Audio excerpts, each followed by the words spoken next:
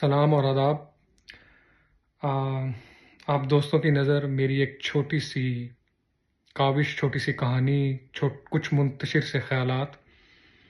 کہانی کا عنوان ہے انتظار۔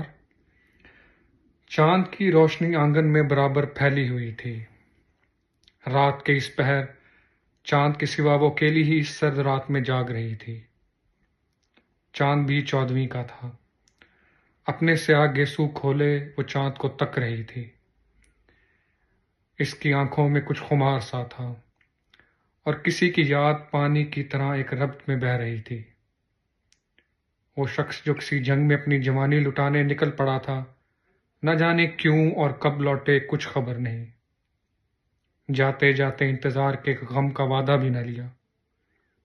کیسا ستمگر تھا، کچھ بھی نہ بولے بغیر سب کچھ کہہ کر چل دیا۔ یکایک ہوا اس کے بدن اور گیسوؤں سے کھیلنے لگی۔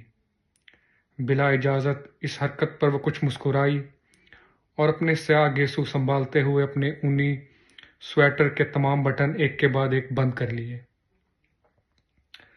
ہوا میں کچھ مزید شدت پیدا ہوئی، مگر اب کی بار وہ اس سے بے نیاز اپنے چاہنے والے کی یادوں میں گم تھی۔ کچھ سال پہلے ہی وہ ملے تھے۔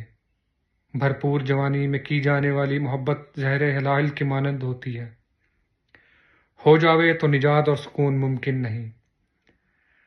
اچانک گھر کے مرکزی دروازے پر دستک ہوئی۔ وہم ہوگا، اس نے سوچا اور نظر انداز کر دیا۔ بھلا یہاں کون آوے گا اس پہر؟ ایک بار پھر دستک ہوئی۔ باہر سے آواز آئی، آواز بھی کچھ جانی پہچانی لگی۔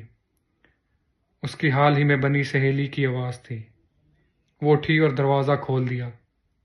ابھی وہ پوچھنے ہی والی تھی کہ اس وقت کیوں آئی ہو؟ اس کی سہیلی رونے لگی اور کہا، ابا جنگ کی خبر لائے ہیں۔ اس جملے کے بعد اس کی سہیلی نے مزید کچھ کہا، جسے سننے کے بعد اس کے آس پاس کا تمام منظر تبدیل ہو گیا۔ شکریہ۔